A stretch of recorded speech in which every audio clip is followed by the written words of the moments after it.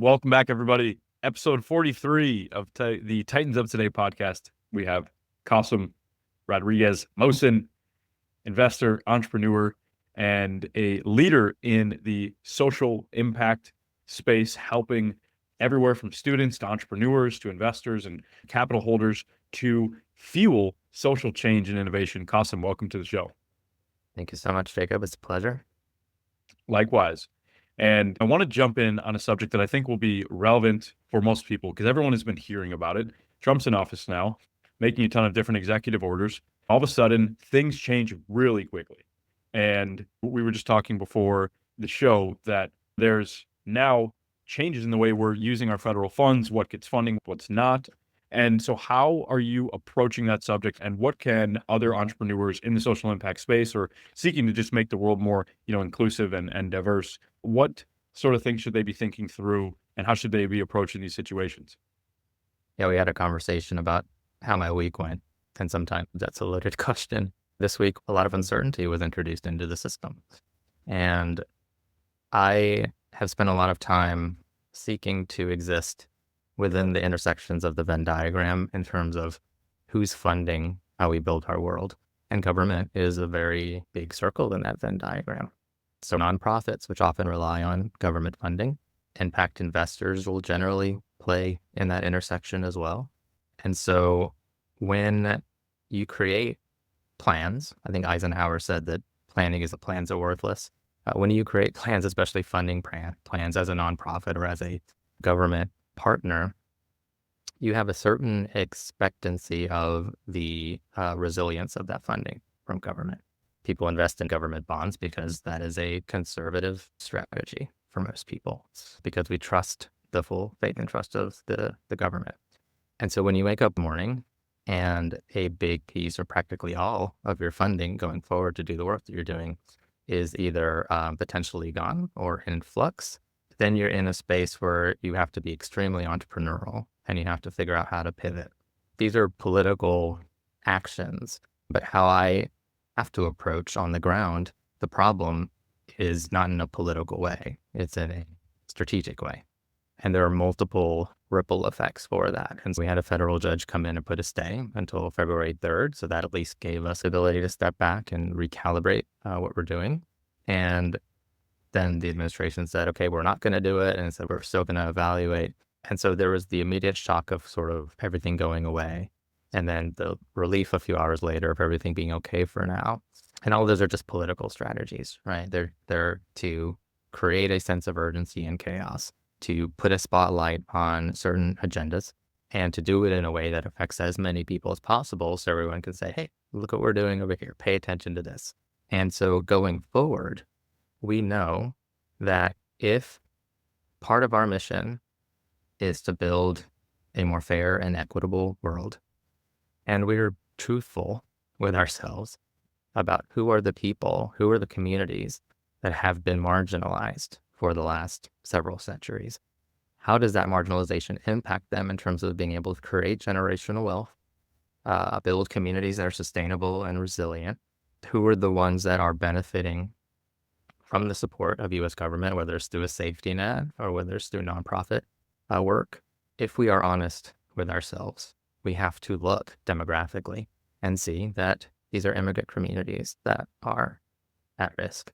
These are Black and brown communities, poor communities. These are mothers, single mothers, women. All of these people that should be the ones that we're protecting are the ones most at risk when the government decides to default in any way on their obligations. By the way, 75% of government funding goes to states like Mississippi, like Texas, like Arkansas, right?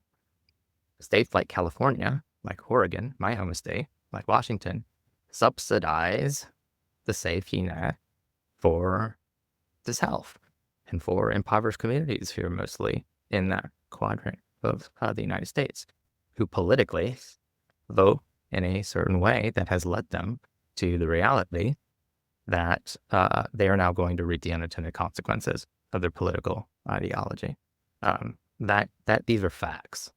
And so I try to deal in facts. And so outside the sense of urgency of, do we have no funding now? Okay, we still have funding, but now we're on a time clock.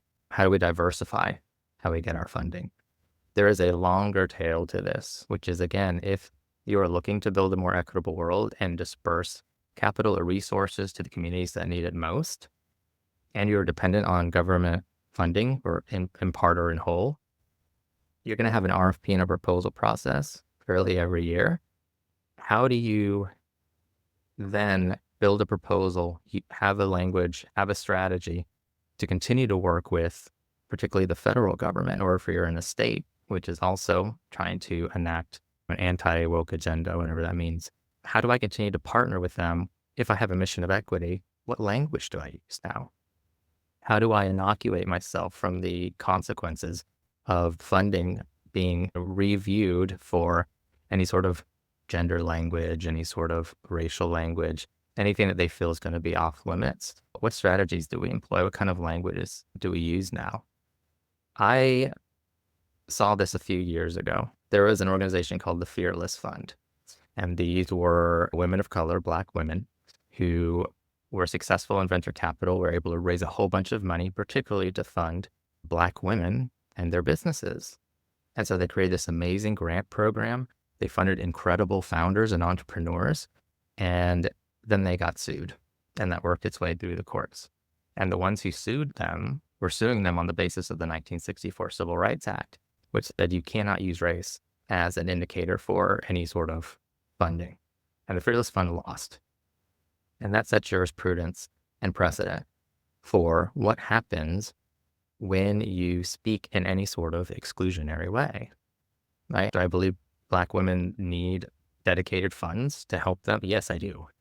Can we legally do that? Probably not. If we say that's what we're doing. Do we have to say that's what we're doing, though? So there are lots of ways to continue to do the work. And I think in periods like this and times like this, if that's part of the work that we're doing, we have to be extremely strategic in how we message what we're doing. So I actually changed how we message my venture fund, which does have a focus on Black, brown, and women entrepreneurs who are solving for the social determinants of health. And I made sure that all of our language and how I speak is the language of inclusion. So we invest into the best problem solvers. And the best problem solvers are entrepreneurs.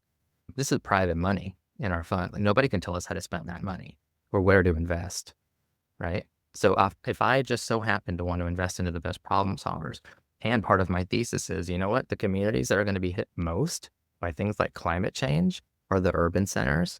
And the ones who are going to be hit most by access to healthcare are the poor rural communities, right? Those demographics are going to look how they look. Part of my thesis is let's get people from those communities to solve the problems, help solve the problems, and then profit from helping to solve those problems so that we don't keep, right? So that's part of my thesis. If it just so happens that everyone that I invest into is a Black woman, that's my right. That's my right as a private investor. But I just can't say we're only investing in Black, because that's exclusionary and that's against the law. But I'm inclusive, right? And so it could be someone like you and someone else who's a woman and a Hispanic, and you're a founding team. Guess what? That's a diverse founding team. I see power in the fact that you're at the table and your other partners are at the table and you all come from a different perspective. To me as an investor, that reduces my risk because you're not going to end up with groupthink, right? This is how Abraham Lincoln built his cabinet. Everyone who was his enemy, he brought into his cabinet because he understood that if we get into the room where everyone's saying yes to me and everyone is a sycophant, we are actually not going to do what's best for the country. And I see that in business too. If everyone around you is just kissing your ass, you're actually not going to make an impact in the world. And if you're trying to solve real problems, I want those people who are skeptics as close to what you're doing as possible, right? Because they care just as much as you care, even if you might not share the same idea of what the solution might be. So yeah, inclusion is strength. And that's how I'm advising folks to start leaning into their language. Let's be as inclusive as possible. Let's not exclude anybody. But then let's use the protections that we have, the freedoms that we have in the private market to direct those resources where we see that they need to go as professionals who are doing the work.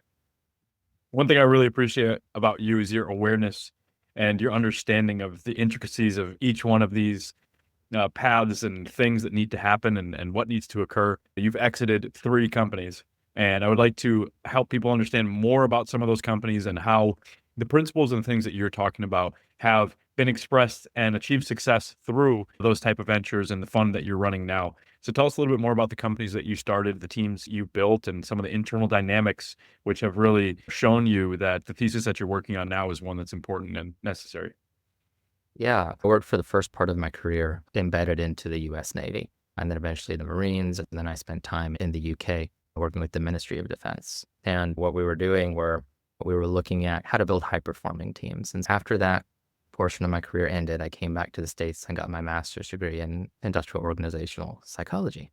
And because I'd been working in the military context for 6 years, 7 years, my talents were not being valued in the free market in the way that they should. And you will find that with veterans in particular, that they can do amazing things in the service and they're not given credit for that. When they enter the free market, they can't get a job. So I couldn't get a job. And the only one who gave me a chance was an entrepreneur who's getting started up in Durham, North Carolina. And that particular startup, I think I was the third or fourth person in, was working with Johns Hopkins in East Africa, particularly around HIV and AIDS. And they were building virtual patients using short burst video learning and then collecting all of the many decision points that doctors were making in treating HIV/AIDS in places like Uganda and Kenya, places that had very unstable environments, to say the least. Governments were toppling, NGOs couldn't be there anymore, they were fleeing, and we were seeing health outcomes start to deteriorate pretty precipitously. So I was like, what an amazing mission. Let me go do that, because I had just spent 6 years with a lot of internal conflict working in the military industrial complex as a pacifist Buddhist. Okay, that conflict is over. Now let me see what I can do with this problem, because it's really interesting to me. So I joined that team. Pretty soon, there was a pretty interesting business case in the United States, because in the United States, medical error became the number one cause of preventable death. It surpassed car accidents and smoking and all of those things. And pharmaceutical companies were starting to try to figure out, how do we make sure that physician and medical error starts to get reduced so that we don't see horrible patient outcomes. And so we started to deploy that technology in the United States. We did really well. And when we started doing really well, we needed growth capital. And so we got some venture capital. And this was my first experience with venture capital. Traditional VC said, okay, let's evaluate what you're doing. They gave us the money to do operations. Let's evaluate what you're doing. Where's the money?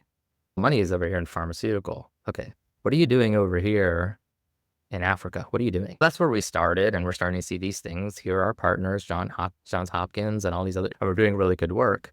It's at cost, but this is important to us. Okay, that was our perspective. That wasn't our VC's perspective, right? And so at first it was, let's start to reduce our focus over here, because we see a very sort of bright business case in the United States, a profitable business case. So let's start changing our focus a bit. So we did that. We worked for about 1.5 years, and we went back for another round of venture capital. At that time, it was what we call a down round, meaning that we needed more money to sustain the pivot, which meant we didn't have a lot of leverage in that negotiation, which meant that at the end of that second fundraise, the voting reality at the board level was far different. And the conversation around what are we doing in Africa was far different. It was not, it was shut it down. We should not be doing anything at cost. And this over here has tremendous hockey stick potential, right? So we woke up one morning as impact entrepreneurs with funders who were telling us to completely abandon the work that had brought us there in the first place. That is not a unique place for entrepreneurs who raise venture capital. What's more harmful is when you are dealing with people's health and their life and the health and life of communities. And that is central to what you're trying to do. When you raise money from the wrong place, you can find yourself being either asked or told to stop doing the thing you care about to go make money. And this has been a recurring theme. And we look at, oh, this person has exited and done this and this, right? There's a marketing side to that's really shiny and sexy and cool. The amount of harm that took place in the process of becoming an exited entrepreneur was pretty tremendous. I left that company with, I think, a lot of experience, a lot of success, some money. But what I also left was with more of a jaded view of what the for-profit economy really means, especially venture capital. And so that kind of started another conflict in me, which is not the conflict of working in the military industrial complex, the conflict of working in venture capital, which has an economic imperative that almost always leads to extraction. And I am a guy who, especially after this first entrepreneurial experience, we sold that company to WebMD, and we all did pretty good. But that experience told me, I'm not just an entrepreneur. I want to figure out how to use entrepreneurship and business and venture capital to do really good things in the world, because we added hundreds of years of life to thousands and thousands of patients through what we were doing in East Africa. And we did reduce medical error, and we did create better outcomes for patients all over the world. We were in over 140 countries by the end. But there was also a lot of ickiness to what we were doing. And we found ourselves in the pharmaceutical world, which has a lot of ickiness. Hence, after my first exit, I moved to the West Coast and started to figure out, how do we play this game in a way that's balanced?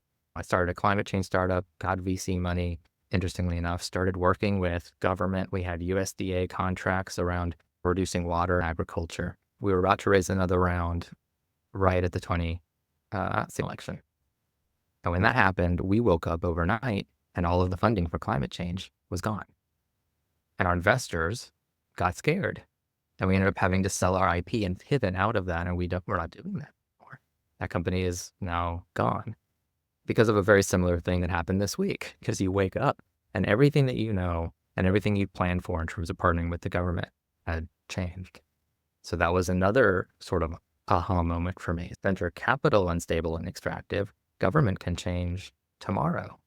But both of those players are very important in terms of capitalizing real change and real sustainable solutions in some of our more existential areas that are the problems that are affecting our species. If they go away, if they're unstable, or if they are not aligned with solving problems like the world's on fire, like problems like that, then what do we do? So then I started working in nonprofits, right? So you can see this journey where I'm figuring out, the more disappointment I get with each sort of bucket of resources, I go over here. Well, what are we doing in nonprofits? Okay, what are we doing in education? And what I'm finding is there is that pocket. There is that pocket of folks who are saying, okay, yeah, it all has its unsatisfactoriness, right? But where are the threads that we can pull to be strategic and creative to get money and resources from government, from private industry, from private foundations? $1.5 trillion sit in private foundations, right? There is tremendous wealth hiding in plain sight. And that person walking down the road might be an accredited investor and they don't know it. And we've got crowdfund. So we've got all of these things that we can coalesce around, take all the good things and build something new within that sort of central strategy. But we have to avoid the noise. We have to avoid the distraction. And my third company that I exited from was in clinical trials. And we sold that company in 2020. And over that 15-year journey, from the first time I started entrepreneurship to my third exit, I had been continuously disillusioned with the process and the people and the resources.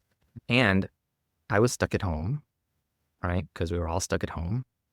And we were all watching Black people be murdered on video by the people who are supposed to protect us. And we started to have a conversation around what is the racial dynamic in this country? And we're all stuck at home and we all have time to think about it, and let's talk about it. And that confluence of events in a time in my life where I was asking the questions, what do I do next? Do I go to Thailand and just retire? What do I do? The question then became, how can I help? And what's my sphere of influence? I'm an entrepreneur. I know that world. I have a very rich network in venture capital, private equity. I understand the problems from a lived experience perspective because I have the journey of my own self and my colleagues who are people of color and women who have gone through the very patriarchal process of raising money. So what do I do? And my first answer was, let me raise a venture fund and let me figure out how to do that. Would put me in front of more high net worth individuals, people who've been in investment banking for a really long time, your traditional sort of LPs or the big people who put money into venture funds. That's who I was in front of. One thing, there's hardly anybody who looks like me in this spaces. Two, I ran into that same thing that I'd run into over a decade before. People telling me when I'm presenting my venture fund and I'm saying, okay, here's my thesis, right? We have problems to solve. We are highly intelligent and innovative in this country. And here are the many hundreds of millions of dollars that VC is putting into the economy. But they're investing in e-cigarettes. They are investing into anything that can compete with Alibaba, right? Ride shares, that's where they're investing. And then we're extremely generous. We have $1.5 billion that we put every year into philanthropy. But the biggest foundations, the Gates and those folks, they are sending money to foreign banks. And so why can't we take our head in our heart and put it together and figure out how to solve the problems? Because here are the problems that we need to solve. And by the way, in solving these problems, we don't have to, this isn't necessarily charity. We are going to make money if we solve these problems in the right way. We will make money solving for climate change. We will make money making the healthcare system more efficient and more accessible. We don't have to make that decision. It is a false decision that is put in front of us in terms of using capitalism and the free market to do good things in the world. And we can experiment and figure out what works, and then experiment in other places and eventually get to scale through the network effect. And by the way, the Kauffman Foundation, several other foundations, we have many longitudinal studies that show that the more diverse your teams are, the better outcomes you have. You raise more money in the long run, higher multiples when you sell, right? So we believe that diversity and inclusion is a good business strategy. So that will be part of our thesis. And we have a pipeline. Here's our group that we use as a studio, right? Over and over again. I was told, this is great. Why don't you go start a 501c3? And what they're telling me is, very cool, not my problem. I had 4 individuals say, this is great. Can you take donations? Because I would write you a 6-figure check right now if it was a donation, but I don't want to invest into your venture fund. And the answer is no, because we're a venture fund. We are a for-profit entity. But the central argument or the disconnect or the dissonance was, I don't believe free market capitalism can solve the problems that you're talking about. And my thesis was, yes, it can. There are things we're going to have to change in terms of our extractive models and maybe what we expect in return as an investor. I teach a class at PSU. This is Muhammad Yunus's book. It's called Building Social Business, right? And it's a way of, and this guy's written a lot of books. He started Grameen Bank, which was the first bank that started doing microfinance in Bangladesh. And he has built a system to use free market capitalism to solve problems, not a nonprofit, which puts handcuffs on what you can do, not government, an actual real social business. And the only things you relinquish are the privileges you're used to having as an investor. So maybe instead of 8 or 9 or 10% return or a 10x return, which a lot of people look for in venture, is it enough to get 3%, 5%? What is enough? Do we really need billionaires? Or is it okay to have a lot of millionaires and solve some problems? Those are the kind of mental and thinking habits that we need to get out of. And I'll go a step further. I think you can get 10x. I think you can, right? If we had $100 million in a climate tech, I bet you we can make a lot of headway in terms of climate resilience and make a lot of money. But when I say that, I'm also concerned of who's making that money, which is why the diversity and inclusion thing is so important. Because over and over again, marginalized populations get left behind when new technology comes out. We're seeing it with AI now. Who gets to invest first? Who gets to build the models? What does that look like? Because the people who get to invest into the models and build the models, guess what? That's what AI is going to look like. It's going to reflect us. And our world reflects us. And the ones who build the world are the ones who have the capital to build the world in a capitalist world. Let's get more capital to different kinds of people so that we can build a different kind of world. And so where that ended up leading us from a venture raise perspective was to private foundations. So we ended up raising our venture fund from foundations through something called PRI, or program-related investments.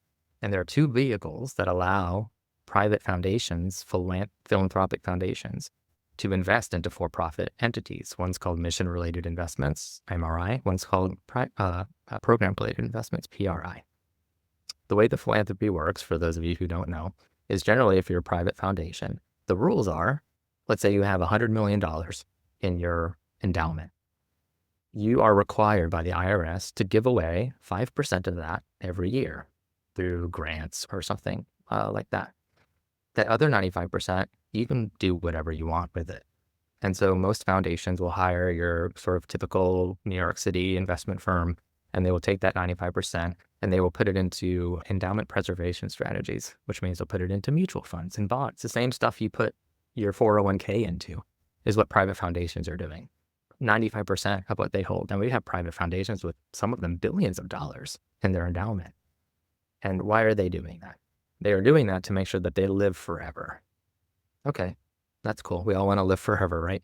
Program-related investments allow you to take a cut of that 5% and put it into a venture fund or put it into a for-profit entity. And the only thing is, basically the rule is, oh, we would have written a grant for that anyway. It aligns to our programs and our missions. And financial return is not the reason why we're doing it. We might make a financial return, that'd be cool, but that's not the reason why we're doing it.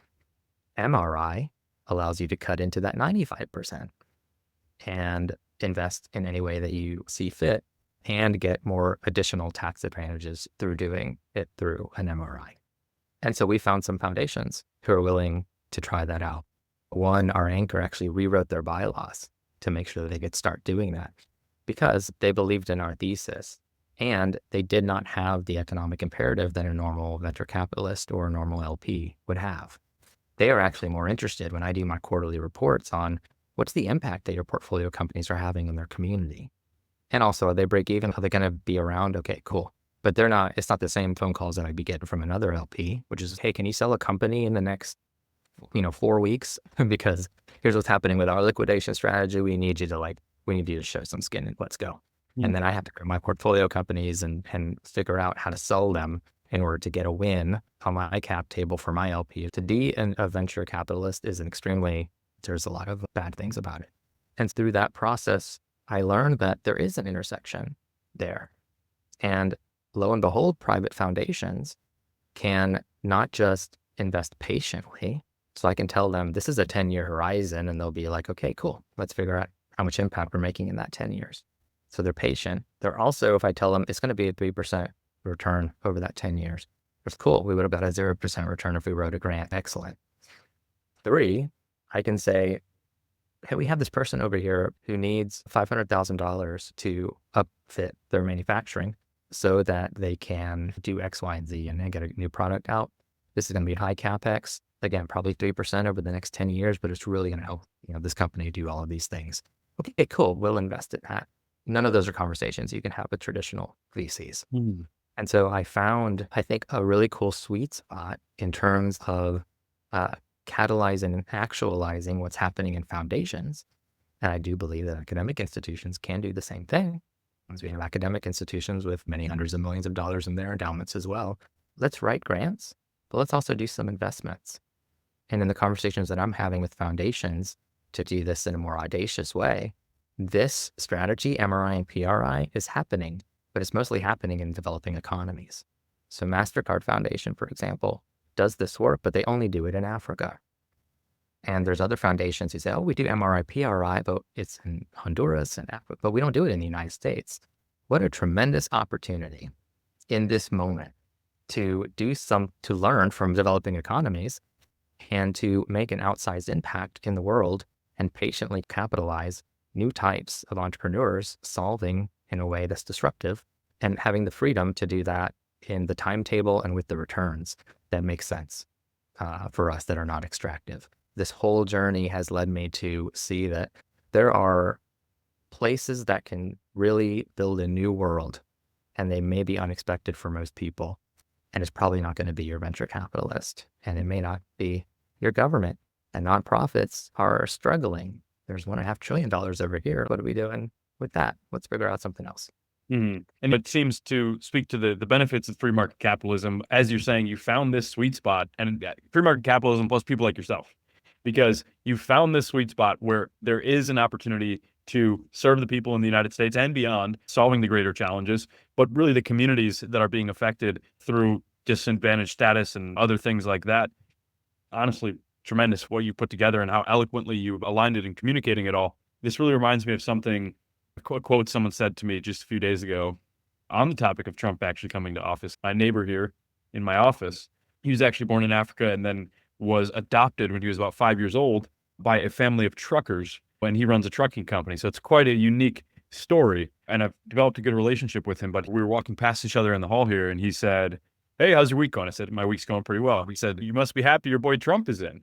Thinking I adamantly support Trump. And I was just like, yeah, things are going on, right? There's a lot of things going on, a lot of executive orders. So we talked about that a little bit. And I asked him, "What about you? What do you think?" And he said two things to me. He said, one is that he doesn't personally think himself about whether he likes this politician or that politician. He really just genuinely hopes, being a believer in God, that person can, here's the second part, see things through his eyes.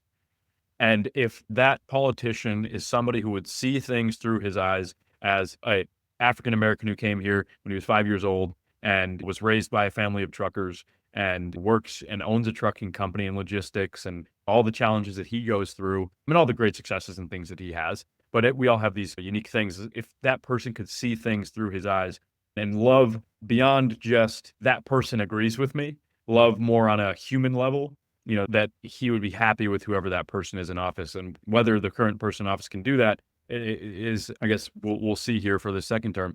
But that was extremely powerful. Just a simple little conversation I had in the hall. And I was like walking away and I was like, that's going to sit with me for sure. So what I'm getting at here is this seeing things through your eyes. If I was in the position where you were, where you're doing this great work out in Africa with HIV and AIDS and solving that problem and seeing the positive benefits that are happening socially, creating a climate change startup that reduces the use of water in agriculture, and I'm sure still gave great yields and everything of that nature.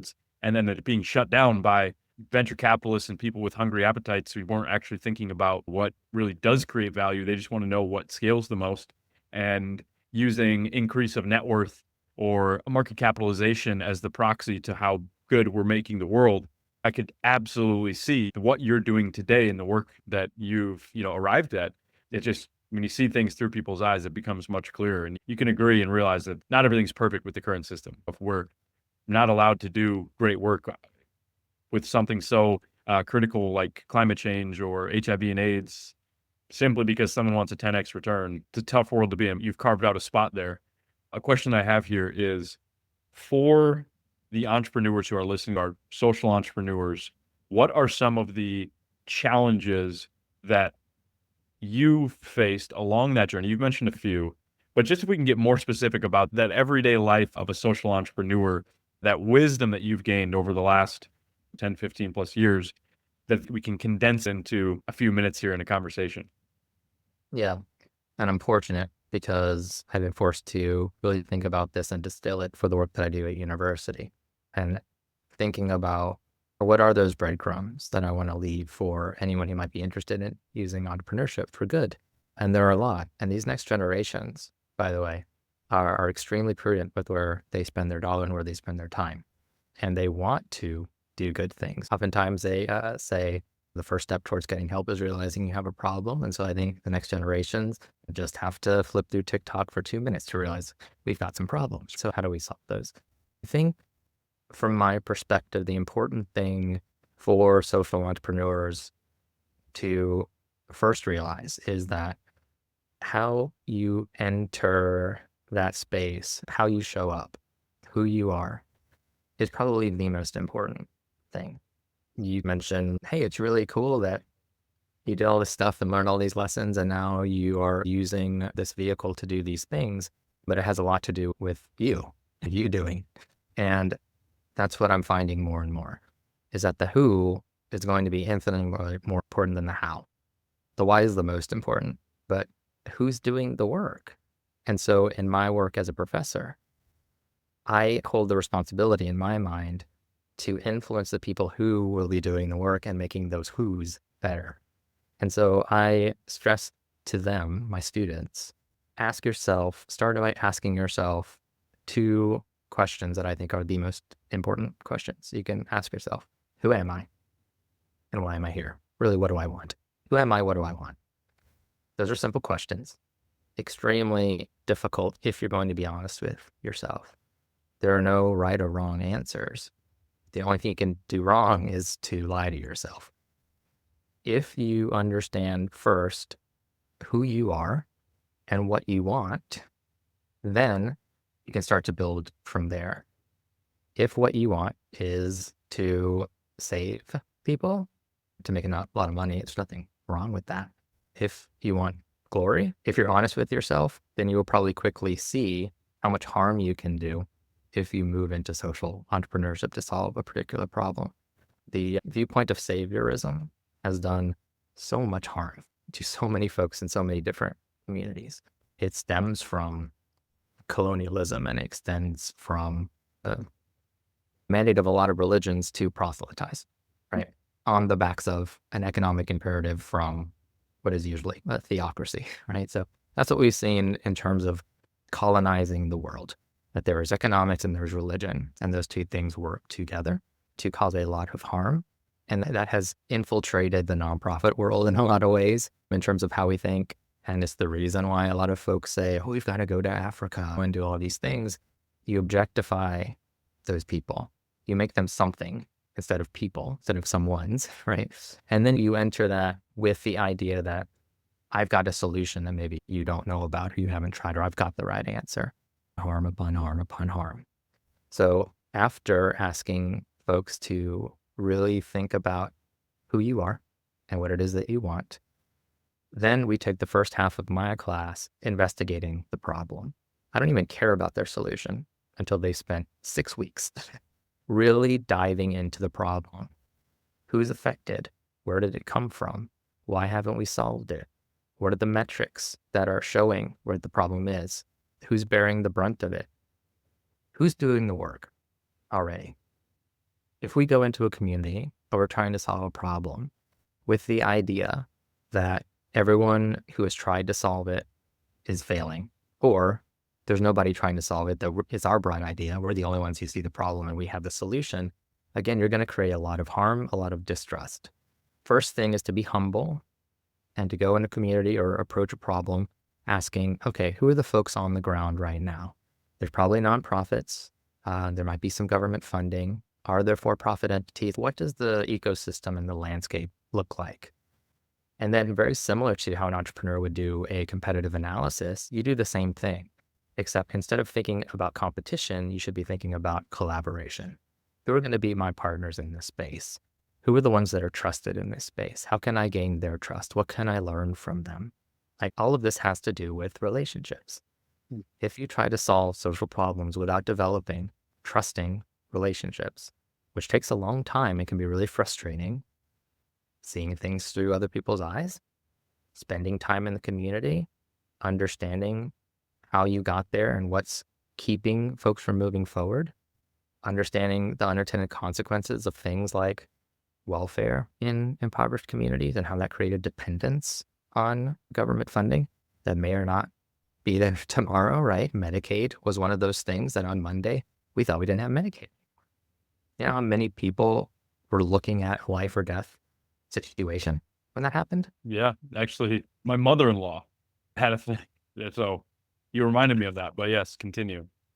Yeah. Yeah. Being humble, knowing who you are, what you want, be humble, create relationships, develop empathy, understand who's doing what on the ground, how you can help them.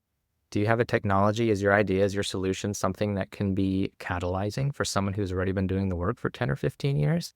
Can you bring AI into an ecosystem and not say AI is going to take over and we're going to do this, and just say, hey, what do you know about AI? I think what I've built over here can actually help your organization be a lot more efficient, or we can help you win more money, or let's build an online community and a digital community to teach all of the organizations doing here how to use this to their advantage. And then I become a trusted partner in that process. That is a different way of thinking than, okay, who's doing everything? These are my competition and we're going to blow them out of the water. That's your traditional kind of thinking of how to capture a market.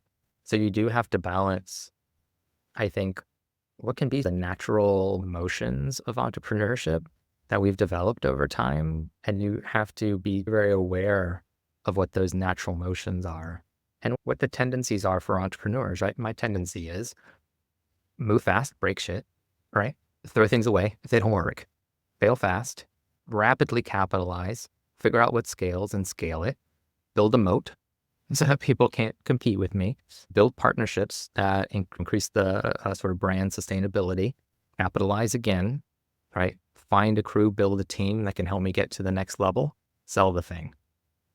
You can ruin communities by moving into their social problems with that mindset. It has to be completely different. So what's good from entrepreneurship? The ambition is good. The real desire to solve problems is good. Bringing resources and capital is good, but competition's not good in that particular context. Wanting to run people out of the market is not good. Hypercapitalization isn't necessarily good. Growing fast isn't necessarily good. So then what are the puzzle pieces in there? So we can't have the same kind of people providing capital and resources for those things. We have to have thoughtful, self-aware, empathetic entrepreneurs working in those spaces, which means they probably have to have a lot of privilege. And then we also have to be thinking about how do we build resources that are sustainable for everyone who's already been working on the problem? And then how can I decide where my niche is and what is enough for me? What do I want? And if what I think is enough can't be achieved without extraction, then I have a choice to make. And if I truly care about that problem in that community, then I will either change my definition of enough, or I will go somewhere where I can get the enough that's not going to cause the same amount of harm. And I don't know if that wasn't very succinct and that wasn't a bulleted list, but it's extremely complicated. When you pull one thread, you will find that it touches a million other threads when you're working in a community. So you can't just say we're going to solve poverty. You can't say we're going to solve hunger or houselessness or any of that without touching on spiritual aspects and cultural aspects and a myriad of other things that if you're not open to these ideas and these things that might be counterintuitive or even opposite to what you think your solution should be, then you're going to have a lot of issues. And I think the worst thing is you can cause a lot of harm. Yeah, the clearness in the thinking there is great. And there was a lot of elements which are broken down to their finest pieces. And I love when hearing people think like that or thinking like that myself just brings a lot of into my brain. It's exciting. And so for people that listen to that, realizing that process of breaking things down and saying, this is good, this is not, here's the piece, here's the factor, like that is real. You have to think that way. You have to think, and they build up from what till you get to what could be a potential solution there. And the term that comes up in my mind, are you familiar with the word indefatigable? So this term indefatigable, I believe it was really popularized by Churchill, where people called Churchill indefatigable, which basically just means not able to be fatigued. And your path, your track record, the things that you've done, going in, starting companies and doing it with a real purpose and a social cause there, and then running into roadblocks and then continuing to find the next way until you found out what worked or you found out what needed to happen to get that thing to the next stage, even if it meant exiting and selling the company and moving on to the next one. And hey, you just had this thing at the beginning of this week and you're just finding what's the next solution. It's that constant mindset. And then you leave me with that impression more than other people, just that indefatigable nature. Because most people, they were like, okay, great, I'm going to go into finance and I'm going to be able to be in my career for the next 35 years and not much is going to change except hopefully I'll get some promotions and some nice bonuses and whatnot. You've taken a different approach. Look, I'm tempted by that. There are mornings I wake up and I'm just like, you know what? Let me just get a 9 to 5. I can get paid well. I can have benefits. But what I give up in doing that far outweighs what I would gain in so many different ways. And again, it goes back to who am I and what is it that I want? And on my list of things that are important to me, nothing has ever supplanted freedom. Just number one. And it's your perpetual number one for me, right? Freedom. And so everything that I look at, if I'm giving up the freedom that I have to run my own businesses, to run my own venture funds, right? It's hard. It's difficult. It is fatiguing, especially when you run into the same problems. It's fatiguing when you make progress and then you see the system push you back here. And that's what it's designed to do. It is the process of social innovation, of civil rights, of all of it is generational because we didn't build these problems in 10 days. We didn't create the situation that we're in a hackathon. We created it over many hundreds of years. And so we're going to have to unwind that in a way where we have the energy, where we don't fatigue ourselves. I have a lot of tools by way of being a psychologist that allows me, not as much as I should, but allows me to prioritize my own holistic well-being in a way that really takes that principle of put your own oxygen mask on first before helping others, or not pouring from an empty cup. Or I have many coaches and mentors who have figured out the right ways to tell me to slow down and settle down and take time for myself. And the most important thing that I've heard is that you need to be around for a long time. And if you burn yourself out, and if you do get fatigued, or if you do get jaded and move out of the space, that is going to cause a lot of harm. You have a responsibility to continue doing the things that you are here to do. And again, when I think about allow myself to build a world where I've got a boss or several bosses, I have to ask permission to take a trip. Like, all of those things to me, Right. not negotiable. And the things that motivate me is I just try to be like water. And that's a very sort of Buddhist way of thinking and a Taoist way of thinking. The Taoist will say, water always goes to the lowest point where most people don't want to go, but you have to go there. So that's number one. You're going to see things if you really want to go where you're needed, like where you were built to be. If you want to be a problem solver, you have to go into the muck, into the swamps. You got to be ankle or knee deep in it. That's just it, right? Otherwise, you're going to struggle to not be there. The second thing is water is always going to find its way somewhere, right? Even if it takes multiple generations and you're going up against the dam, you're going to find a little fissure, a little crack, and then you're going to get it in there. So whenever I see a barrier, I always start looking around. Okay, how can we get around it? Can we get over it? Can we get under it? Is there any, what are the small cracks? And I just continuously believe that there's always going to be a way to break through any barrier that might be put up in front of us. And the worst thing we can do is allow ourselves to be defeated. So take a week off or whatever it is that you need to do. Find the people in your community that are going to give you energy and that are not going to be toxically positive, that are going to be like, yeah, this sucks. And I don't have an answer, but I love you. When do you want to go see a movie, or what can you do to help your central nervous system?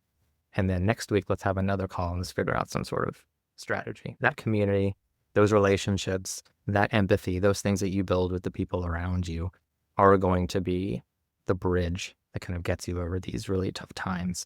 But I can't ever give up my number one, freedom, in order to go make money. Like, why? What's the point? Mm. And the freedom, also the impact that you're making is the cherry on top, right? The Yeah. ability to And that's hard to quantify a lot of times. For me, what I've understood or grown to understand, because as a young man, I wanted to change the world and save the world and solve these big problems.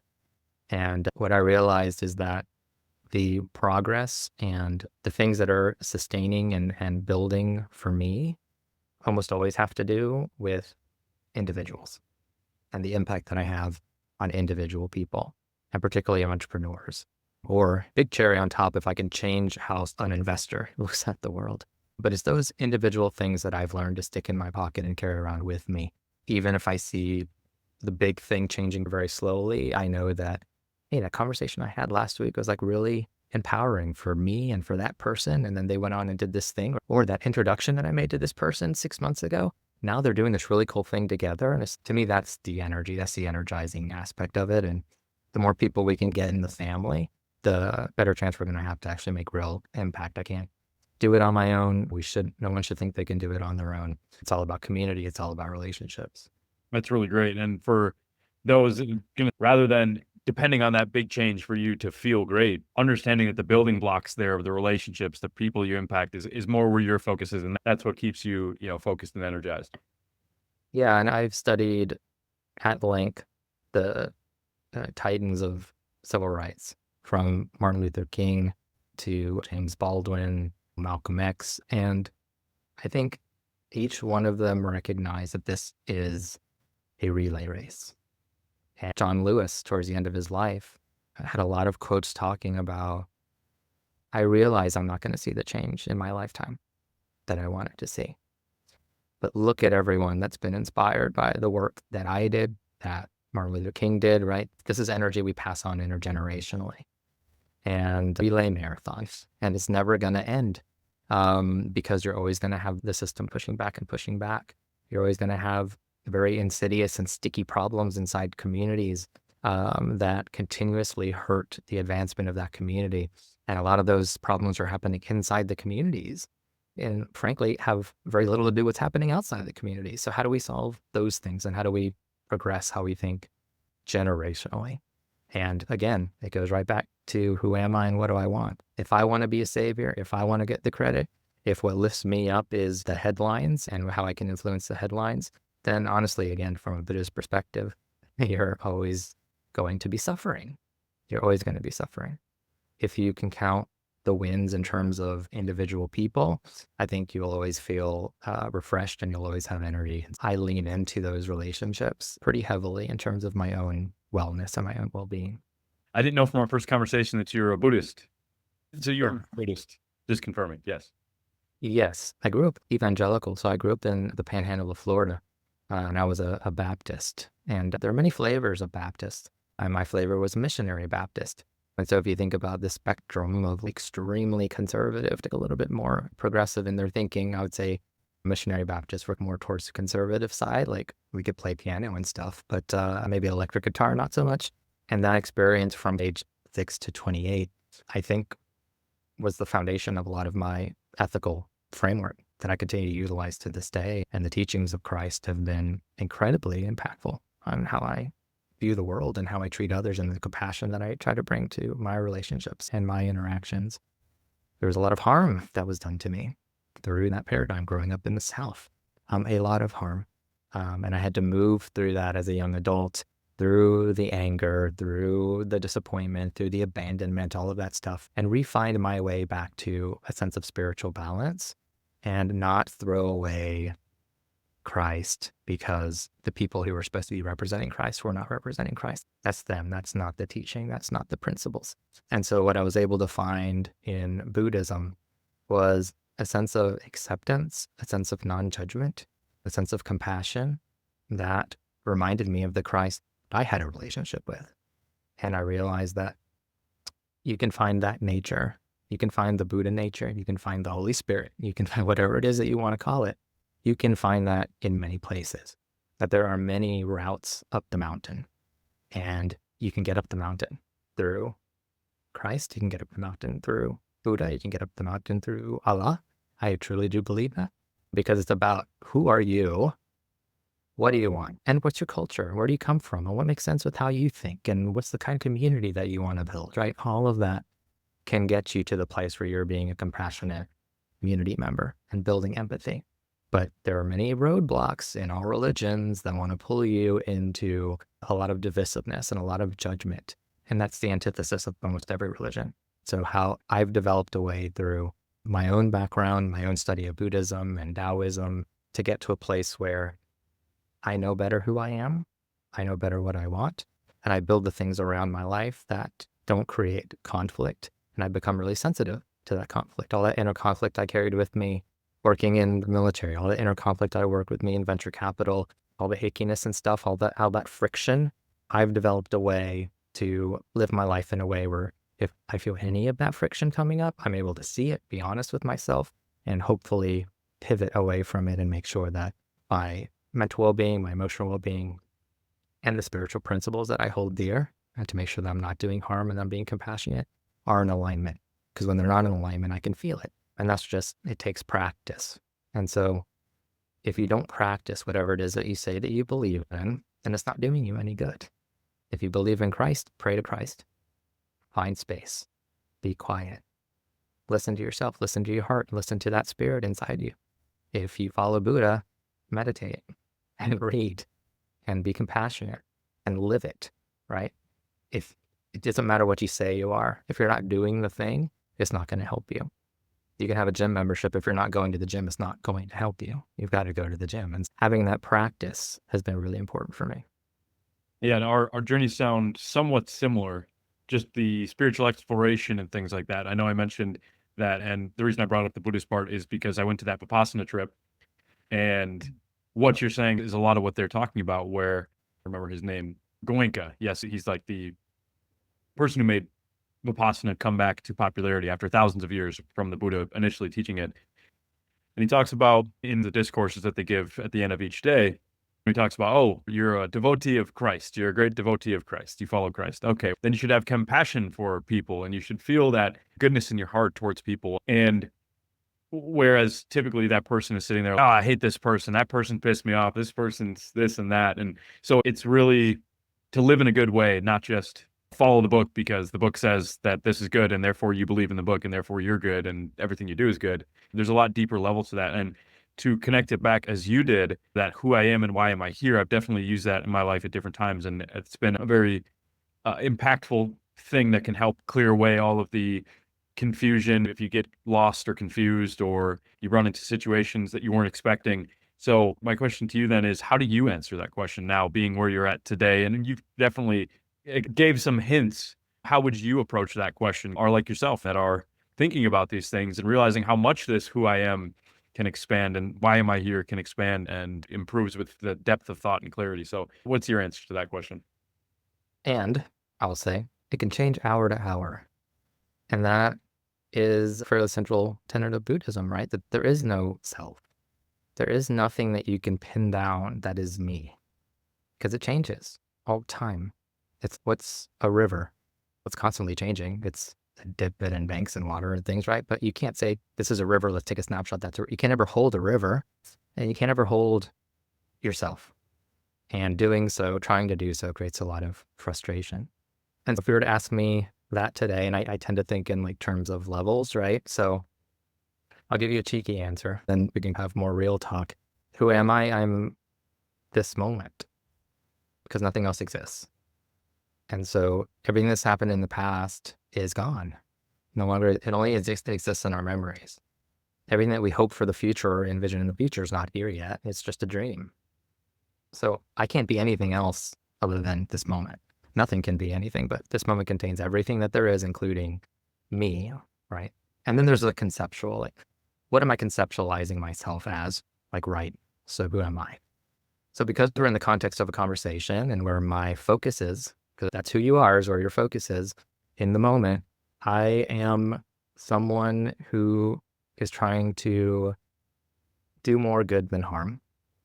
I am someone who realizes that I'm at least halfway done with my life and that this world doesn't belong to me, that it belongs to my students and their children and their grandchildren, and they're going to inherit whatever it is that I leave behind. That's who I am.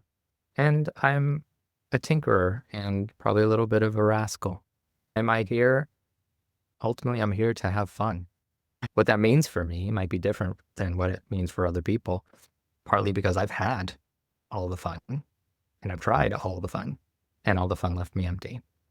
Right? I've done the things, and part of the hard way of getting, I think, to where I am sometimes is to try things out and to realize the emptiness that happens when you're the dog that catches the car, when you chase this thing, and when I get that thing, then it's going to be good. Then I'm going to be happy. Whether it's when I get married, I'm going to be happy. When I have kids, I'm going to be happy. When I sell a company, I'm going to be happy. When people respect me, I'm going to be happy. When I'm a millionaire, I'm going to be happy. All of these things that when you get them, you realize it's not really filling that void because you're looking for that thing outside of right now. And nothing can exist outside of right now. There's always going to be emptiness. If you say, in the future, I'm going to be happy when this thing happens. If you're not happy being here right now, then you're losing the plot. So focus on being happy right now with what you got, with whoever you think you are and whatever it is that you're doing. Be happy right now. Love yourself right now. And if you can do that, then you can always get back to that right now. That's what prayer is about. That's what meditation is about. About blocking everything out and saying, okay, I'm here now. Let me breathe. Let me focus. Let me find that still thing in me that I know loves me and cares about me and wants the best for me. And let me focus on that and be that right now. which goes back to that practice. Do you have a practice in your life? Whether it's yoga, it could be cycling, it could be anything, playing with your kids, playing with your dog, where you're ultimately super present, because that's where it is. That's where who you are is. You are the moment. So the more that you have a practice to get into that space, the more longevity, more sustainability that you have. At least that's my lived experience.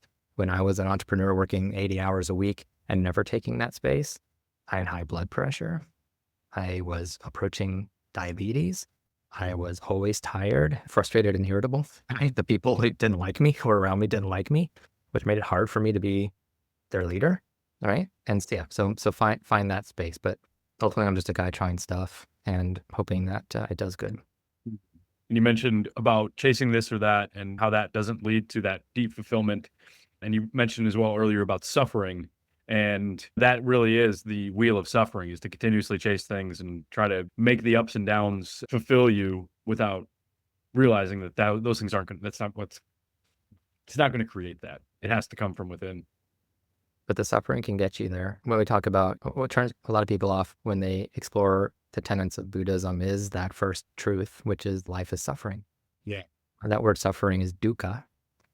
I believe it's been translated mostly as suffering, but if you really dig into it, it's really just a sense of underlying unsatisfactoriness.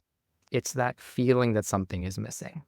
Suffering feels so intense, and we have this view of what suffering is, where dukkha really is just things could be better. And accepting that is such liberation. Realizing that nothing is ever going to be perfect. And that thing that you think you want that's going to do it for you is not going to do it for you. And that's okay. You can still strive for that thing and get that thing, as long as you don't get super disappointed when you have that thing and it doesn't make you the happy person that you wish that you were. But the suffering is part of it. It's all a part of it. And sometimes we have to go through that. There are times in my life, I had a really hard year in 2022. And when I was going through it, I thought, this is the worst thing I've ever experienced. And it just never ends. And there's just one thing after the other, just one loss after the other. And who am I? I don't even know my identity anymore. All of that got swept away from me in the span of 6 or 8 months. And looking back at that time now, I look at it as the best transitionary period of my life. Because what happened is all of the things that I had identified as me were taken from me. And I had to realize that I'm not those things. Why? Because I'm still here. If I were all those things that I just lost, I wouldn't be here, but here I am. And there are a lot of ways to deal with, and here I am. A lot of non-healthy ways and a lot of more healthy ways. And luckily I had relationships, friendships, and frameworks that I could go to move through that, to realize not just I lost everything and then here I am, but it's I lost everything, but here I am. Okay, what do I do now? All those things I thought were me are not me. So who am I? And I'm a broken record. Who am I now? And who do I want to be? And let's go from there. So thanks for the suffering. I am grateful for my own suffering in a lot of ways, even though when I go through it, it's hard to reach that level of gratitude. And I recognize that I can't project that on other people either. So when I'm working with other people who are suffering, I can't step back and be like, this suffering is good. You're going to look back on this suffering, because in that moment, they need compassion, they need love, they need support. And that support will hopefully get them to the point where they can get past it and look back and say, that relationship was actually toxic for me. Or that thing I was doing, that didn't really serve me. And even though it hurt to lose it, I'm better off for it now. Or here's what I learned by losing that. Even the most painful loss, you can get to a point, if you have the compassion around you to move you through there, where you can look back and say, I don't want that to ever happen again, but here's what I learned, and here's how I can be more compassionate to the person because of that thing. And if it wasn't because of that thing, probably couldn't be who I am today. So it's just part of who I am. I sincerely admire the way that you think. I think you've come to a lot of conclusions that I've felt at different times in my life and maybe not had the words to put on them. And so I know this will be a great help for a lot of people. You mentioned earlier about really diving into the problem. And I found that's one of the greatest ways you can spend your time as an entrepreneur, is really thoroughly understanding the problem. Also, you mentioned this kind of paradigm between versus competition. I'll use the example of a friend, especially when you're trying to solve social challenges, a friend who unfortunately passed away from drug usage. If you want to solve a problem like that and do it at scale on a societal level, that competition mindset might not work as well as you were talking about. You need the collaboration, you need the support, you need to come up from under and try to raise people up. So I'm curious to get a deeper understanding on how people can purpose that and use it in their lives. The part about how to really accurately define a problem. What are the things that you've done in your life do you go get immersed? Did you go to Africa and meet with the people you were helping with the first startup to figure out how they were feeling and the things that you could be doing? Or how do you go about solving these very hard to scale problems, but with scalable solutions? Yes, I did go to Africa. And I don't think you can do it without having that human connection. If people are a market to you, if people are a problem for you to solve, then you're going to objectify them. And that's the worst thing you can do to someone. If you know a mother, a child, a father, an entrepreneur, you know their name, you've been to their house, you've smelled their cooking, you've eaten their cooking, all of that does something to humanize what it is that you're working on. So humanizing the problem is extremely important because it builds that empathy and it builds that relationship. And it also challenges the assumptions that you might have about the people who are going through the problem that you're trying to solve, especially if you've never gone through the problem yourself. There are a lot of VCs who've never built a business, and that's incredibly harmful. There are a lot of people trying to solve problems that never actually went through those problems themselves, and that's okay. But until you're able to have that level of empathy of what the everyday looks like to live with HIV/AIDS, what the everyday looks like to be working through drug addiction, and the extemporaneous or comorbidities that exist that have to be worked on before you can work on the problem. And you have to relinquish all of your bias in order to get to a really good example. Providing clean hypodermic needles for people who are addicted to drugs like heroin is very controversial for people who don't understand the problem, right? Because you are not going to be able to help someone move past their drug addiction if they are dying of AIDS, or if they are getting their arm amputated because they've introduced an opportunistic infection from reusing needles, or because they have hepatitis, because that's just another problem and another problem. But those are comorbidities and they become barriers to helping people improve their lives. And it's a very similar thing with providing prophylactics for kids in high school. When you're a 17-year-old boy, the argument is if we give them condoms, nothing's going to make you want to have sex more than just being a 17-year-old boy. Can we make that part of your life, the maturation of your life? Can we make that enjoyable, responsible? Can we make you a responsible person, a responsible sexual person? Can we do that? I think we should. I think we owe that to people. And we can't say that introducing them to sexual education or birth control is going to make them want to do X or Y. Because what do you end up with? That's how you end up with unwed pregnancies, and that's how you end up there. But the bias that goes into thinking about one thing as being bad or good, you give people more clean needles, they're just going to use drugs more. They're going to use drugs in a safer way, which allows you to work with a healthier person to move past that mental health problem of addiction. But if they're also trying to manage hepatitis or HIV or something else that came from them not having a safe way to do what they were doing, then you're never going to be able to get to that healthier person that can move them past their addiction. So we have to think about the stair step of helping people. If they are experiencing those second or third degree problems that are comorbidities that are associated with that central problem, you can't necessarily attack that central problem until you attack those comorbidities. That is well established in public health. Messaging those types of things, I think, is really important. But if you're going in to solve those problems, relinquishing your biases and understanding why some of the counterintuitive solutions are actually the proper way to go about doing it. Because if you don't solve this, you'll never solve this. Goes a really long way, I think, towards being effective in what you're trying to do. That's really amazing. I was talking to a friend about addiction, and we had a kind of a similar conversation. you have to do it in the right way. And a lot of time for people, it's the guilt, it's the shame, it's the self-condemnation that occurs when they're, like my friend, being addicted to a drug or something like that. And you have to address that. If that person is always going to be critical of themselves and condemn themselves and feel negative, it's really hard for them to be like, you know what, I want to just get away from what I'm, the thing that makes them feel better. Yeah, because it was most likely those feelings that initiated the addictive behavior in the first place. And so it becomes a cycle. And the longer a cycle continues, the deeper your neural pathways become, the more intense those neural connections become, and the harder it is to change those habits. And the shame and the guilt and the disappointment and the hurt and the trauma leads to the drug, which then releases dopamine, which makes them feel better until they start feeling that shame and trauma. And now I'm feeling shame and trauma about the drugs. So I'm more worthless than I was when I started the drugs. I need more drugs, and we were dealing with something like heroin or cocaine, it becomes fatal. So you do have to get to that kernel of what happened. But a lot of times you can't get to that kernel of what happened until you relieve what's happening in the moment.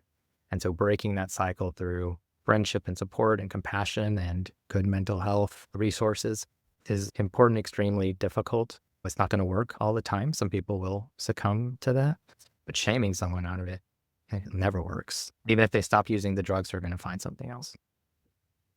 You mentioned something that I think should be at the corner of the first thing that is taught in every single business course, and that is humanizing the problem. I've never heard that before, but it really should be the first part, because we have these intellectual approaches of saying, well, you need to know your customer very well and research the problem. But until you really humanize the problem and you with that person, you understand that person, you get around them, you talk to them, you maybe experience the problem yourself. How do you really know a problem? And then how can you really create a solution? There's definitely something in here about what you're talking about in designing a scalable solution that I think is a little bit beyond my cognition at the moment, but there is definitely something there. And I think one of the things that you said that's really powerful is this morals as a bias. If you have this good or bad moral grading scale, that can definitely get in the way of forming a real solution that ignores the problem, that the problem does exist. So you can't undo that.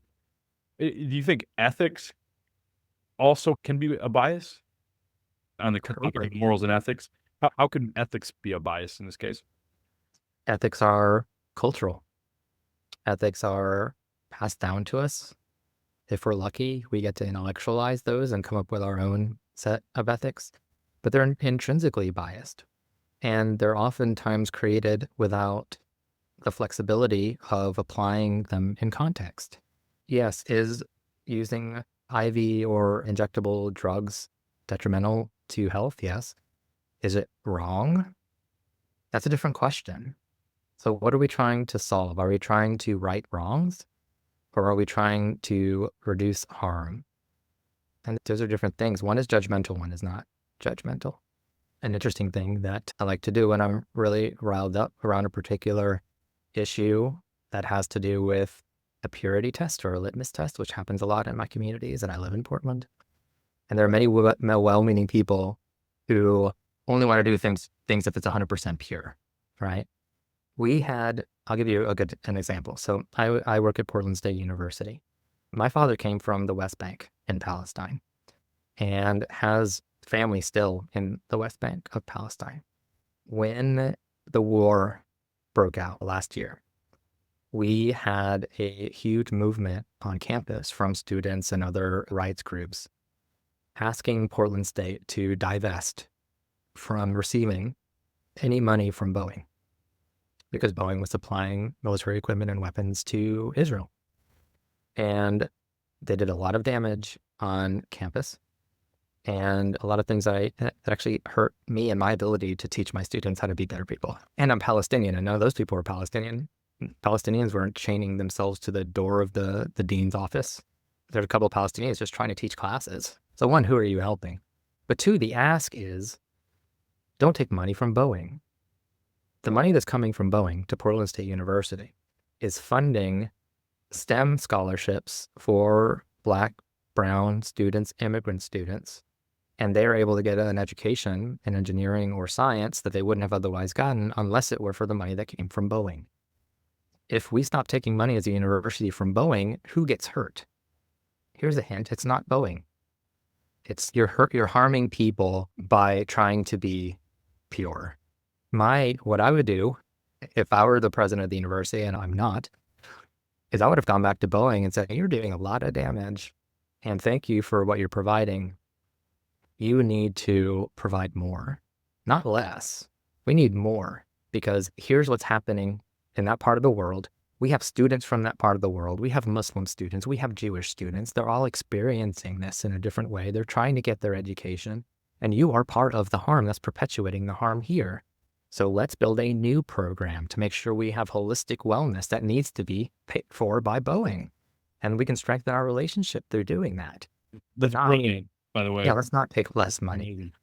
So the thing that I do when I start getting into those kind of arguments is I'll pull a dollar bill out of my pocket if I've got one, and I'll put it on the table. And I'll say, okay, put this dollar bill in your mouth. And not one person has ever put that dollar bill in their mouth, because we all know money's dirty. Even if it's coming right off the press in DC, you think DC is not a dirty place, right? You think the Fed isn't a dirty organization? There is no money that's going to be clean. Money is a tool. Money is not ethics. Money is not morals. Money is a tool. What we do with it is either harmful or unharmful. But continuously we ask the people who are most victimized to give up the most when we think we're being unpure. And what we have to look at is, what are the actual consequences of what we're doing? How are we creating harm, or are we creating good? And if we decide to divest from something, what harm is that going to create? Because those are the questions that are not being asked. I think it's something I sincerely appreciate about you is what you just said would have been a great thing for Boeing as well, not to mention the university. Because Boeing could obviously want to change everything, but it would definitely put a better real impact on the people that funding would go to.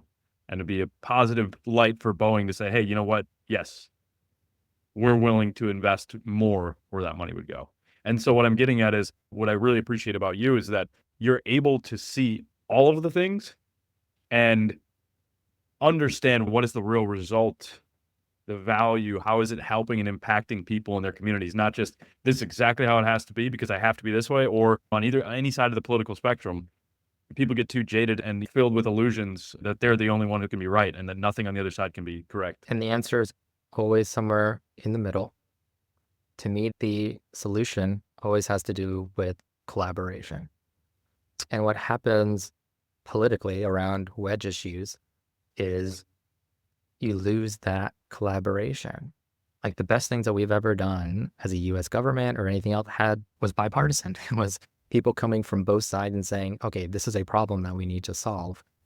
Let's put aside anything that we disagree with, trust the experts, and figure out how to solve this problem in the best way, and work with nonprofits and other people on the ground to solve this problem, because it supersedes our political ideology or our ideological differences. And we are in an environment now where there are very few things that are superseding ideological differences. I am really influenced by a writer philosopher called Alan Watts. Do you know about Alan Watts? Yes. Yep. Love the guy. In many ways, I wonder if I'm some sort of reincarnation of parts of him. And he makes an interesting art. He was a cheeky guy, right? And he said things that kind of made you think.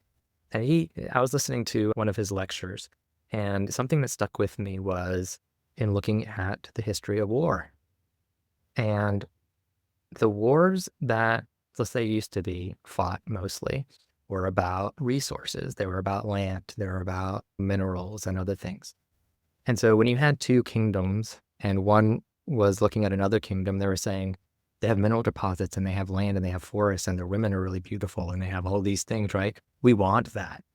And so when those types of wars ensued, the invading kingdom would take a lot of precaution not to destroy the cropland, not to destroy a lot of aspects of the culture, because they want those things. They don't want to destroy them, right?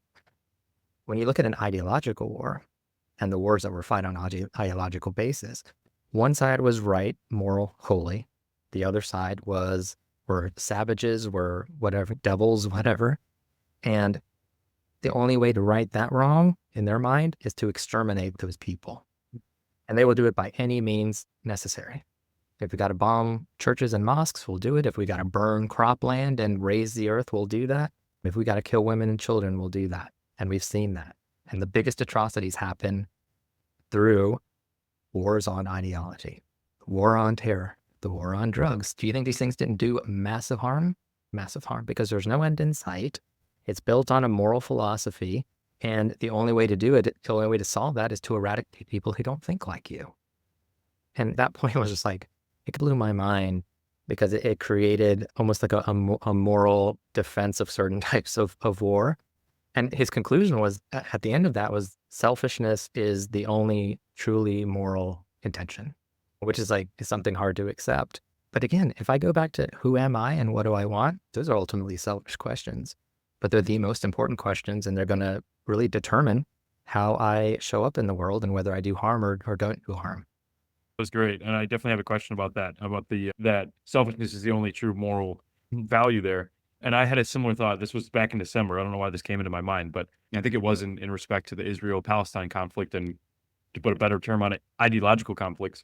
The only way to solve an intractable conflict is to eliminate the other side. And you can eliminate in a variety of ways. And it could be all of a sudden people submit their ideology and they turn over the other, but there has to be an elimination that has to occur to solve an intractable conflict like that.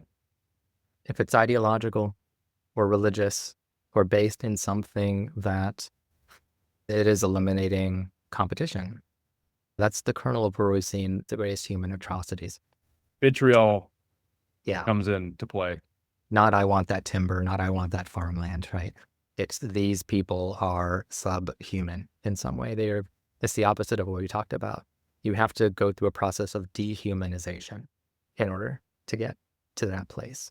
When solving problems really involves the process of humanization, right? It's the exact opposite. And I think we just need to be really careful about our own biases. And it doesn't mean when I enter a situation or trying to solve a problem that I am eliminating my own ethics or morals or spiritual beliefs or any of those things. What it means is that I'm willing to suspend those in order to listen. Because these biases actually become the lenses through which we hear and see the world. And if we aren't able to, at least almost like when you're at the eye doctor and they're just like, is this better or worse? Is this better? Mm-hmm. We have to be able to do that. I have to be able to listen to somebody, even if I disagree with them, and think, is this better or worse? Does this make things clearer for me or not? And I don't even have to adopt what they're saying to be like, you know what, this made things clearer for me. Now I know that before I do this thing, I've got to do these 5 things first. Because here's where you're coming from. Here's what you believe, and here's why you believe that you need that drug. Here's why you believe that you can't trust the hospital, right? So if I'm working in the inner community and diabetes is ravaging the community, and I have 7-year-old people saying, I'm not going to go on insulin because once I go on insulin, I die. I'm not going to go to the doctor because when I go to the doctor, they cut off your foot. And those are the narratives that are happening in community. And you have to deal with that before you can deal with the diabetes, right? And so it's just, it's all just human. It's all relationship. It's all being humble. It's all being open. And it's about suspending our own beliefs in order to learn from one another. Because we can always put that coat back on when we're leaving. We don't have to wear it all the time. It's got two final questions there. And I know we could definitely go on forever because there's a million questions that come up every time you say something for me in a good way. It's a really great, true source of knowledge and wisdom. So the one to expand on that selfishness is the one true moral value. Tell me a little bit about that. Because that's a hard one for a lot of people to accept. Yeah, it's like a pretty extreme one. But the simple one is to put on your oxygen mask. Right? So if a plane is going down and the oxygen mask drop and there's a little kid next to me, the martyrdom in me, the moral framework in me would say, save the kid. But if I die or pass out from lack of oxygen, I'm not going to get to save that kid. So helping myself is helping that child, is helping that elderly person. Because I have to be around in order to help them. And that's a selfish intention. I have to save myself. And then when I'm okay and I save myself, I can help others. There are so many people who aren't doing that, and they're causing a lot of harm. They're focusing on other people and other people's lives. They're not focusing on the things that they need to be whole and to be full and to be stable before they start to work with other people. I studied a little bit of, in a weird way, traffic engineering. And there's an interesting thing when you're stuck in traffic and you have a lane that's closed. You've got several kinds of people. You've got moral people who are going to say, okay, I'm going to merge. Can I merge? Okay, and that going on. I'm going to wait. And then you have those assholes who are going to zoom by you, right, to get to the front of the line to cut in, right? And you're going to carry that around with you all day. Traffic engineering says the right thing to do is to scoot to the front of the line. And if you create engineering models that show people moving to the front of the line and then merging, your traffic moves 30% faster. Wow. When people are straggling and trying to get in and be good people and be moral people, they're creating more traffic. So the selfish ones are actually the ones that are doing best for the whole, right? Because they're saying, I'm going to do what's best for me. And I find in a lot of different situations, that's true, that the people who are unabashedly seeking their own good are, one, they're going to show up authentically. Two, I would rather work with someone who is saying, here's who I am, here's what I want. Can you help me? Do you want to work with me? Much more than working with someone who has ulterior motives or hidden motives. And I say one, really the major thing the 1964 Civil Rights Act did is it made people take the signs out of their windows that said whites only. We took down the signs. Did we really change who we were? We didn't. And now I don't know, as a person of color, if I'm buying something from someone who hates me or not, because they took down the sign. So is it better just to keep the signs up? Yeah. I mean, we've got to be able to understand who we are and what we want and honor those things, show up authentically, be transparent with people, and then work towards making ourselves better people, more whole people with more resources, people with more things to share, so that we can start to spread that out to the community. But we can't pour from an empty cup. And so I think the word selfish gets people hung up, and there's probably different ways to phrase that make people not feel as bad, but making sure that you are good before you worry about other people is a kindergarten kind of concept. It is, but we do not live by it enough, for sure. And I mean, on a social and a cultural level, the entire United States and most people, and I would even expand that out to a lot of Judeo-Christian nations, where we're basing our values on being selfless. And we believe, and really that obviously fuels the go to work and contribute to the GDP and support your family. But the true striving, the true value creation, the true change is from people who are, you have to be selfless or selfish to truly do it. And so I think that's a transformational idea for everybody here and that listen to this. And you might have answered my last question with some of the things you were saying there, but I always like to leave off every bit of content that I make with a action that people can take, because as an entrepreneur, it's the actions that ultimately will move you forward or allow you to get a different insight, a different perspective than just listening to information. So what is one action that you would suggest people take as they close out this interview and move on to getting back to their lives? Yeah. Make time for yourself is the one action. However you need to do that, whether it's time blocking little pieces of your day, finding a morning every week, block off time to find quietude for yourself. And even if you don't go through the process of asking those questions, who am I or what do I want, getting to a place where you can hear yourself, really hear yourself, where the noise is gone, and providing that as a gift to yourself. Because without that, the noise is going to take over. You're not going to be clear on how you need to show up in whatever it is that you're doing, whether it's for your community or your kids or your spouse. If you are continuously focused outside of yourself, you're going to burn out and you're not going to be any good. Something that I do that I found incredibly impactful is I have on my calendar every Monday night at 4 p.m. a gratitude journal. And I have journals all over, if you could see the mess on my desk, journals and journals for everything.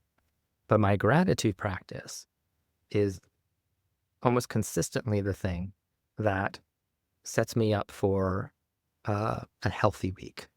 And that's why I put it on Mondays. Because oftentimes we get into this place where we think everything is bad, especially for consuming news and how we're dealing with something very difficult. And I call it magic. Gratitude to me is as close to magic maybe as we have. Because I repeatedly find that if I just sit down, find quiet, and write down 3 things that I'm grateful for, and it doesn't have to even be big things, right? It could be, I'm grateful that I woke up this morning. I'm grateful that I can go climbing on Saturday because that really helps me. I'm thankful for the air that I'm breathing. Thankful for the breath. All of that does something in my brain that allows me to feel an emotion that takes me out of the dopamine cycle and puts me more into the oxytocin cycle. Rather than scrolling on TikTok, giving someone you love a hug is a much better way to reach mental health. It's just a different chemical that gets pushed into your brain. So whatever it is that means to you, find that space for yourself, invest in yourself in that way, make it non-negotiable, honor yourself in that way. And I think it will make an appreciable difference in your day-to-day work, especially if you're trying to help others most of the time. Fantastic. Kasem, it's been absolutely tremendous having you here. I think you're one of the smartest people I've ever talked to in my life. And I mean that sincerely. I do not say that to everybody. So I'm grateful that we are now wrapping up episode 43 here of the Titans Up Today podcast. Hopefully we'll have you back sometime in the future. Absolutely. Things will always change and develop, hopefully, and maybe we can have a different flavor of conversation next time. But when you're trying to solve problems, there's always stuff to talk about. Most definitely. Thank you all for watching. Make sure to subscribe and share this content with whoever you think it will help the most. I'm sure there's a lot of stuff in here that can bring a lot of value to people and help them make a clearer path forward in their life. So thank you all. We'll see you in the next video.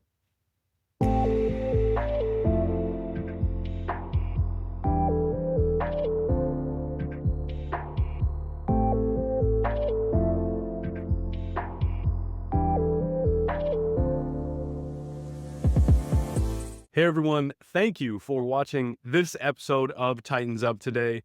What did you learn from it? Make sure to drop a comment below with your most valuable insight so that other people can engage in the conversation around what this speaker brought to the table. And then on another front, make sure to subscribe so that every time we drop a new episode, you will be notified. And that way you can keep fueling your dreams and your brain with fresh insights which can help you along your journey and along your path to your goals. So thank you so much again, and I look forward to seeing you in the next interview.